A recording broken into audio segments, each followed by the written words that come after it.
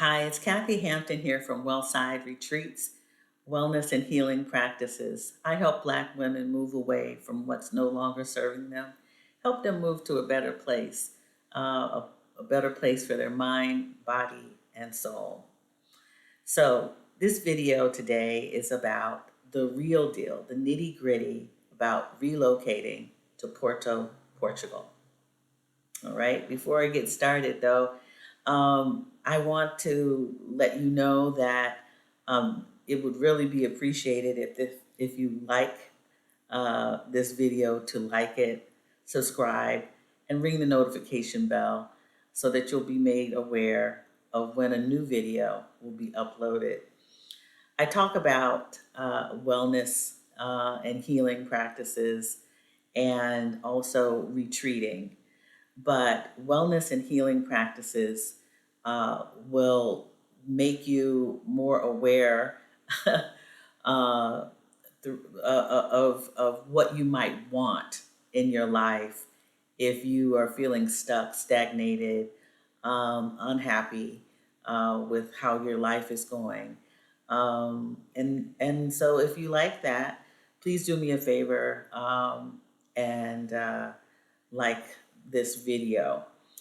So yeah, I've relocated to Porto, Portugal.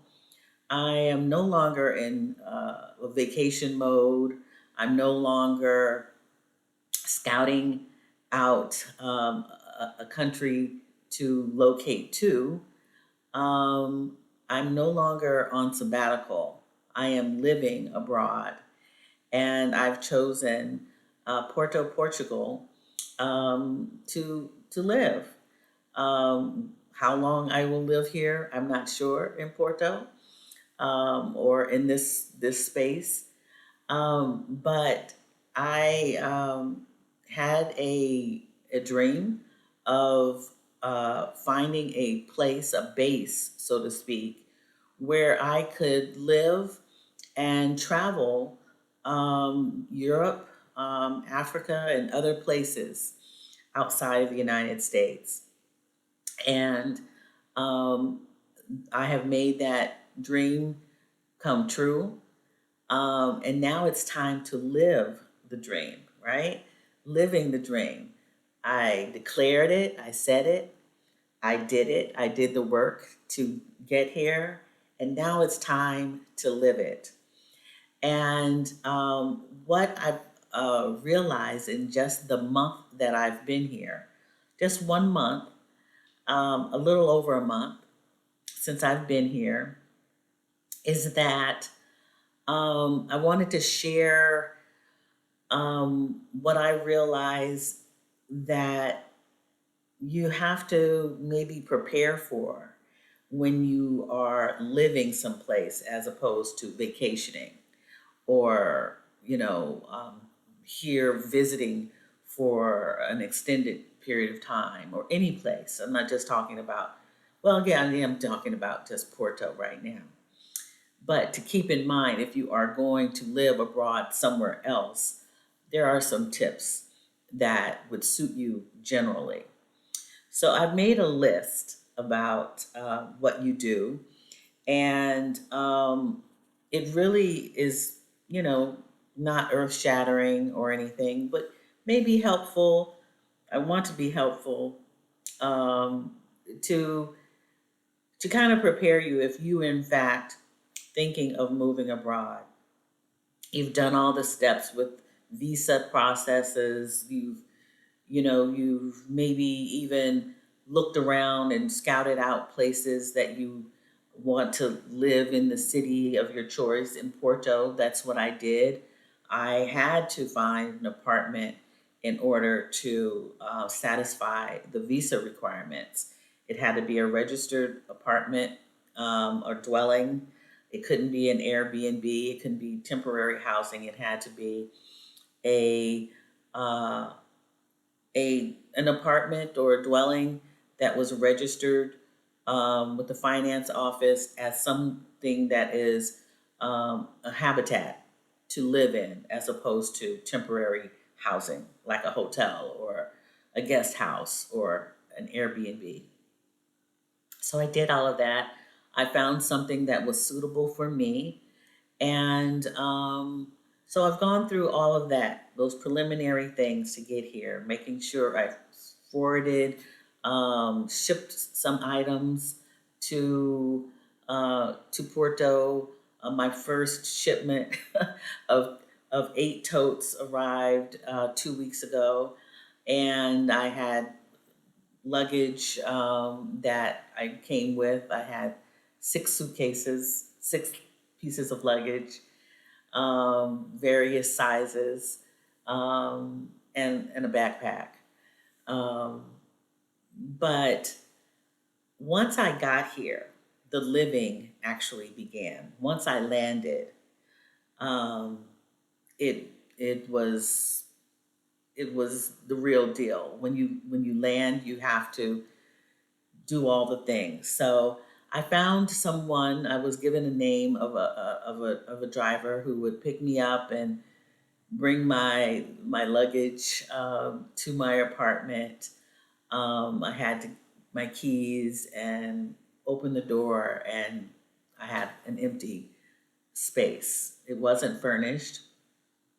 I did, prior to getting here, purchase some furniture on a really nice furniture um, from a tenant who was moving out here, and got a sofa as well as a TV stand and curtain rods. So I had something here, but I didn't have everything here. I didn't have any dishes. I did pack a few things in my luggage that would suit me until I could get out and about to get a few items, because I did not want to spend money on things that were coming. And I didn't want to get rid of things that I could use right away. So I I basically came with items that I needed, right away, and I shipped things that could wait, winter clothes, things like that, things that I didn't need in a hurry, things that were heavy also, and could be shipped, and I could use them when I got them, and I have received them. So, but what you do when there is a landing, when you land, and I wouldn't say this was a soft landing. It wasn't warm and fuzzy, and there was no one to greet me when I came to my place. The driver did. He was paid to pick me up, but there was no one really here in this space. I didn't know my neighbors, I didn't know anyone here. And I opened the door and I had to get settled. But when I talk about settling as part of wellness, I mean, I needed to sit down, right? Get myself grounded, because there was so much swirling around. Um, I had, you know, got on a long flight, got here, and now was going to have to live. But I didn't start unpacking, right away. I actually sat down for a moment. I actually went to sleep for a moment and had to get used to time. I literally had to make myself feel good. I was hungry, so I did. Uh, it was afternoon, but I did go and get a few grocery items to keep me together for the evening and the morning. But I had to ground myself. I had to nourish my body. I had to get some rest and get settled. It took time to ground myself, and I did that type of grounding, resting, probably for 3 or 4 days. I had to tend to my body because my my legs were tired from sitting so long, right, on the plane. But then I had to also, over those 3 days settling in, really settling in those 3 days, I was walking up and down hills. I was, um, yeah, I was I was walking more than I would have at home. So I had to settle in, then tend to my body. I called on a woman who I knew here from my prior, from my sabbatical, 2 years prior, who is a massage therapist. And she couldn't take me right away, but gave me some advice on what to do, and I knew what to do. And that included some stretching. It included water therapy in the shower, getting hot and cold water on my muscles and my joints, soaking my feet, and getting my body ready. My lower back was stiff uh, from not doing the type of walking that I did at home in the US that I had to do here, right? So I tended to my body just like an athlete would get a sports massage.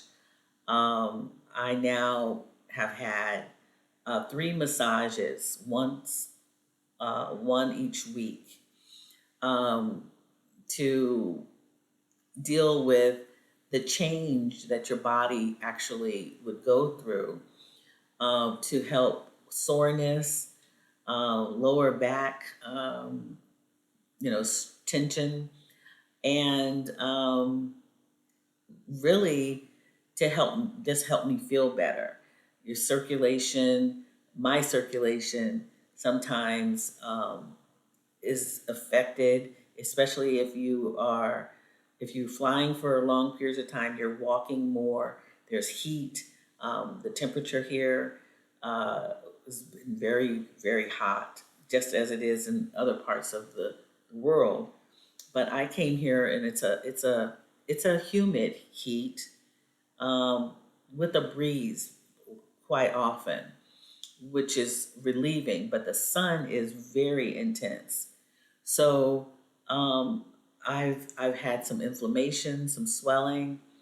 So I'm working with her, as well as getting ready to um, start Pilates for other things, but really being in tune with my body, doing my own stretching and yoga um, in the evenings before I go to bed, so that I can sleep better. So that is some of the things that you might experience anywhere you travel. The body is adjusting. Sometimes we are not feeling, our digestive system isn't feeling well when we travel. Your body's getting used to maybe new foods. Sometimes the water is drier here, drier than other places, um, and there's more minerals or whatever in the water. Might affect your hair, your skin. So be conscious of those changes, so that you can tend to your body. The other thing I had to get used to was not being in touch with people. I will say that because I don't know that many people here, I do know a small group of people here, and I was in touch with them. And they were kind enough to invite me to meet up with them, and where I was warmly welcomed and was able to touch someone, touch, handshakes, hugs. I was able um, to hear English, after a few days of not hearing English, right? So much. Um, the but also um, being in touch with a community that I had formed, not formed, but had been engaged with prior to getting here. It's really important if you are able to open yourself up to meeting people from a distance. There are a lot of apps, there are a lot of platforms where you can meet people electronically before you get to meet them in person. And it's really important to establish yourself in a community of like minded people or people who may have knowledge, information that you might benefit from. And I had formed relationships with people online. So if you're able to do that through various Facebook groups, um, wherever you if you have an interest in writing, um, which I do. I just found out about the Porto writers group. There are various expat groups for women, for um, black people, for you know, Brazilian people, for whatever you are interested in and interested in connecting with, whoever you're interested in connecting with, there is a group for you to connect with so that you can be in touch with someone when you land or soon after that. I will say that I was after 3 days, I was more active in meeting up with people, seeing people, but also had the opportunity to get outside of Porto and visit people in another at another meetup. So that was really a good thing. So I settled in, I tended to my body, I got in touch and touched people. I heard my own language while at the same time appreciating how I had to open myself up to hearing and speaking a new language the best way I can. Because you don't learn a language overnight and you don't learn it quickly, especially if you are of a certain age and have to change how you are processing information. And language is one of those things that you have to do to learn. And it's a process. It takes time because we all learn differently. We all hear differently. We hear different dialects differently. It is a whole process. And I'm learning slowly, and I'm giving myself grace to learn um, all about the language here in Portugal. Portuguese is not an easy language, but because I chose this place to live, I have to open myself up to learning and being respectful to the people who are here who don't speak English and at least trying. And I have lots and lots of stories of handling language issues. That'll be for another video. So the next thing that you need to do or be mindful of is minding your business.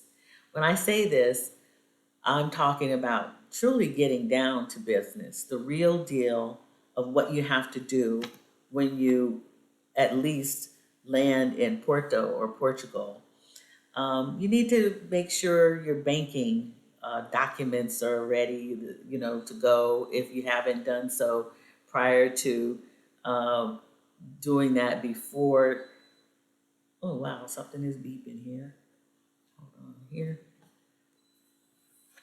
and I don't know what.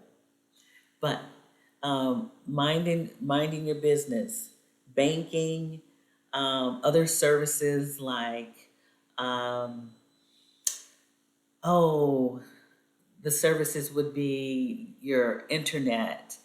If you have a cell phone plan, making sure that all of that is together, either before you come or when you land, making sure that you have the ability to communicate with people here in Portugal as well as anywhere else. SIM cards play a role in all of that. A phone, maybe even a new phone. They have landline phones here that they use, that you can use if you get a if you have a plan that allows you to have a landline, and you can use that landline to call anywhere in the world from 9 to, I think it's 9 to 12 p.m. For free. I don't use that, but it's available to me if I really want to use that. The other thing that you want to do in minding your business is finding out your transportation needs, as well as possibly getting a monthly pass that can be used for various modes of transportation. Um, and there are regions where you can use it. You can get on trains, metro, underground, as well as the buses, ferries. Yeah, different modes of transportation for a month. And so I was able to get that card. Someone showed me where I could go and get that card. Um, and let's see. The last thing I'm going to talk about minding your business is setting up your healthcare, the healthcare process, because it takes 90 days for it to take effect. So applying for your healthcare um, is really important. Finding someone, a broker or someone to help you navigate that, just as you would in the United States if you were not working, you would go to a broker to help you manage that, get quotes, all of that, and that's what I had to do, and I have done all the things. So that's the real deal, the nitty gritty about opening yourself up to landing and living in a new place, in a new space. It has been 1 month and a few days, maybe a week, a month and 1 week since I did land, and it's been great. I've opened myself up to differences, different people, different languages, not just Portuguese, but there's a melting pot here as well, and there are people from all over the world living here in Porto. I've met more expats. I've walked in my neighborhood and surrounding neighborhoods, getting accustomed to direction, connecting streets and avenues and roads, bridges, um, so that I can feel comfortable in this new place, in this new space that I chose and that I am living in and not just visiting. I'm no longer a tourist. I guess I am touring still. I'm learning. So, yeah, it's all been good. And that's the real deal. That is the real deal to live here, and possibly live somewhere else in the world. Those are some of the things that you have to do and set up for your body, your mind, and your spirit. I hope this has been helpful to you in considering moving, moving abroad, living abroad, and possibly touring other parts of the world from a base that you want to live in. So I'll be back with more videos about wellness and healing, living in a new space, in a new place, and retreating in a new place in space. It's been great to talk to you and to hopefully help you. Um, and do me a favor, like, subscribe, ring the notification bell, share this video, and also leave me a comment. Tell me how you're doing, how you might be getting ready to move or relocate or retreat, um, to a new place or space. All right? It's been a pleasure. Take care, and I'll see you on the next video.